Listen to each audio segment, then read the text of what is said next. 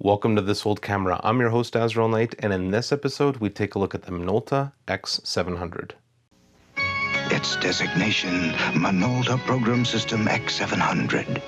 It is computerized automation or total creativity. If you choose, you set nothing, even with flash. It is unmanned 35mm photography where camera is robot. It is quartz calendar dating, the Minolta X-700, winner of the first European Camera of the Year award. The Minolta X-700 is a 35mm SLR introduced in 1981 and represents the last manual focus SLR by Minolta before the release of the Maxim 7000 in 1985. Minolta's brochure called it a state-of-the-art quartz control electronic 35mm SLR. They boasted a first-ever shutter-weighted system, meaning that the camera is programmed to favor a higher shutter speed in low-light situations. It has a body similar to the XGM, electronically controlled stepless speeds, and the Minolta Program System. The Minolta Program System, or MPS, included a series of accessories that work directly with the program mode on the SLR. The X700's versatility is further enhanced by adding the amazing accessories in the Minolta Program System. The multifunction back imprints your film with time, date, or your own code, activates the X700 shutter, and when using the motor drive, controls the exposure length and the interval between pictures. The wireless remote operates the X700 up to 200 feet away. A high-speed motor drive, power grip, and the TTL electronic flash complete the Minolta Program System. The Minolta X700 and the Minolta Program System are in stock now at Shutan. The Minolta X700, buy it at this remarkably low Shutan price. Unsurprisingly, the Minolta X700 won Camera of the Year award on 2 continents.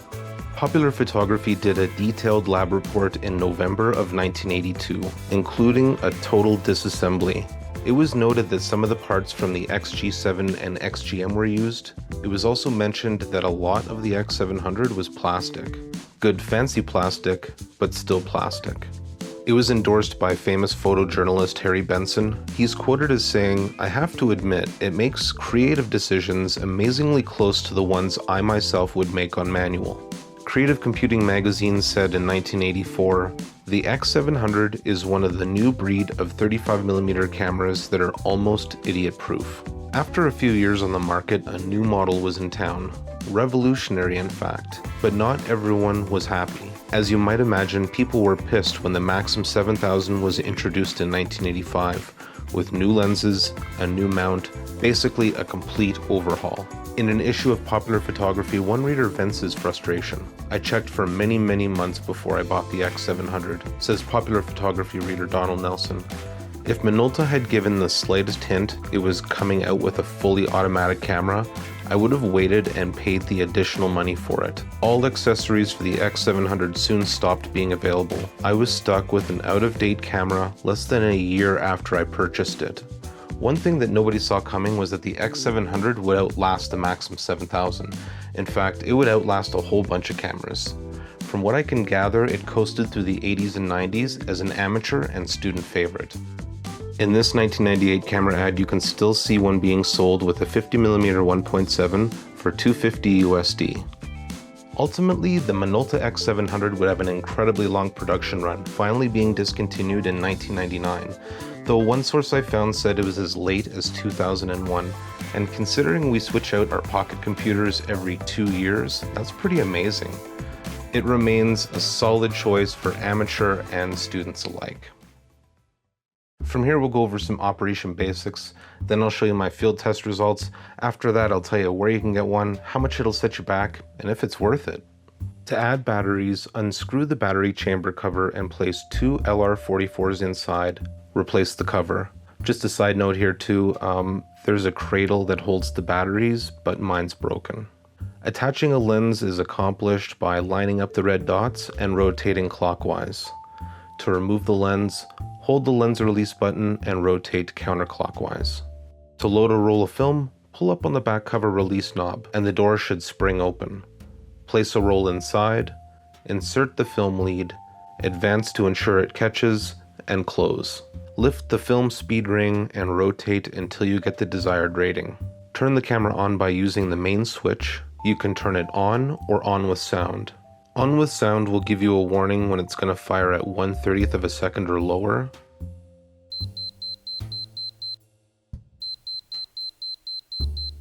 and add sound to the self-timer.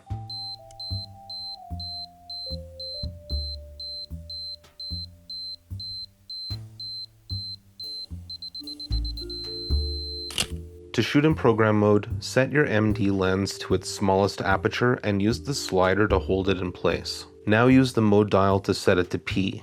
The dial will lock at A and P, so make sure to use the PA lock release button when necessary. To shoot in aperture priority, set the mode dial to A and your desired aperture on the lens. To use exposure compensation, press and hold the exposure adjustment control release while rotating the dial. Shooting in full manual is accomplished by setting the shutter and aperture together as needed. The X700 uses a split prism focusing system. Simply rotate the lens's focus ring until the image is clear, using the split center to ensure sharp detail on the subject.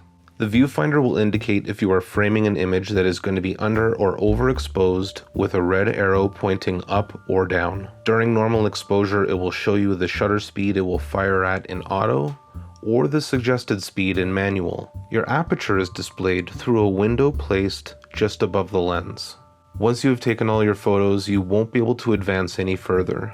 Press the release button on the bottom, lift this lever and rotate clockwise until you feel and hear the film completely rewound. Open the back same as before and remove your finished roll. To test out the X700, I carried the camera with me around on my photo walks for about a month, using it whenever possible. I mainly used program and aperture priority. I wanted to see how the camera would perform on its own. In some cases, I used exposure compensation to bracket. I shot 2 rolls of Kodak Tri-X, I exposed at box speed, and developed in Kodak's HC110. The only MD lens I had available was a 50mm f2, but it did an amazing job.